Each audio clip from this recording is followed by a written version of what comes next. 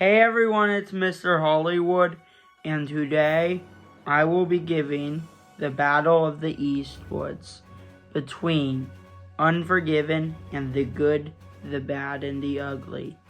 His two standout westerns in his career, and I will be giving you guys my picks of which one I like more. Now before I give you my picks, feel free to share your picks down below in the comments of what's better between the two Eastwood westerns. And let's begin. So, let's just start off of which one do I think personally was a little bit more satisfying. They both had a really satisfying ending, but I'm actually going to go with Unforgiven. I think it was a little bit more of a satisfying ending. And then, however, The Good, the Bad, and the Ugly, on the other hand, in terms of just action sequences and what I want to see in a Western, that would reign supreme. So, like, they're kind of even so far. And, instead of just doing this typical which one is better in each category, I'm going to analyze them a bit. So, The Good, the Bad, and the Ugly is a film that's very revolutionary. When it came out, it was probably like one of the coolest things ever.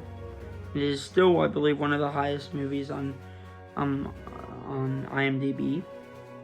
And then like the final 30 minutes was just epic, and it was probably one of the most satisfying endings of any movie. And I mean, same thing with Unforgiven. And you can almost say that The Good, the Bad, and the Ugly kind of finished out the story. But Unforgiven, in a way, felt like a movie that was a bit of a sequel to The Good, the Bad, and the Ugly, which it probably isn't, but I feel like it would make sense within the context of where he was at the end of The Good, the Bad, and the Ugly, and where he was in Unforgiven. However, both films show a good job of showing the morally gray side of humanity. And both worlds feel like very corrupted. Where there's a lot of shooting and there's a lot of violence. And they also just show that even though they're our lead, they might not be such a good guy, and I think they did a really great job. Which is why it's a little more complex and not really straightforward of who's the good guy and who's the bad guy. Not even The Good, the Bad, and the Ugly. And that's literally the title of the movie. And yeah, both films did a terrific job with that. And these films definitely defined westerns, which were probably the big superhero movies of our time, or of the 60s through 90s, where they were one of the coolest things ever. Kind of like how superhero movies probably were. I'm not sure if I think they still are. I still enjoy some of them, but in terms of culture impact. And I do wonder what will be the next one, what will be the next that big genre. We'll have to see. I mean, the jury's still kind of up of what will be the westerns of the 2030s.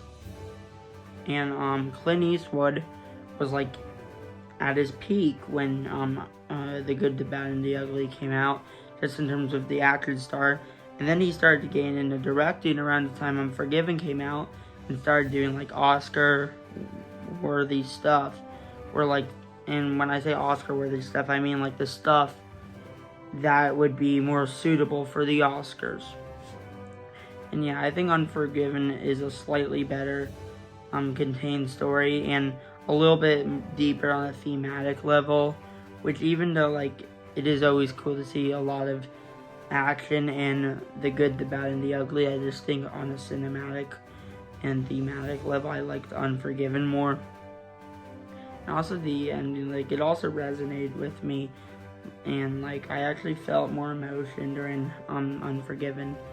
But The Good, the Bad, and the Ugly also has a lot of emotion, and they also both all come together. Where at the beginning you're kind of a little bit it's good, but it's what's the point? But then, for both films, they loop around for a very satisfying ending. And, I think Both films did it perfectly. This is like a very close matchup, so this almost comes down to personal preference.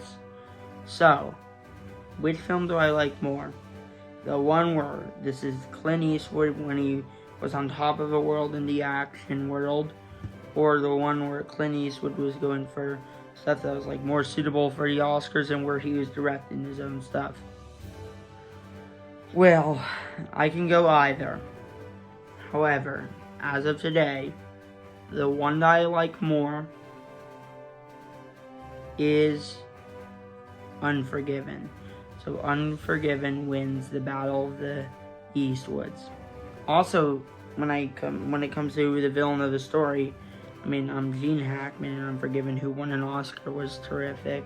And even like a lot of the side characters like Morgan Freeman. So yeah, Unforgiven is the film I think is superior to The Good, the Bad, and the Ugly. But The Good, the Bad, and the Ugly is still an all-timer. Yeah, I mean, yeah, both of these movies are awesome, but if I had to choose, Unforgiven does win the Battle of the Eastwoods. Now, thanks for watching. Feel free to share your picks down below in the comments, and I cannot wait to do more of these battles. Now, thanks for watching, and peace out.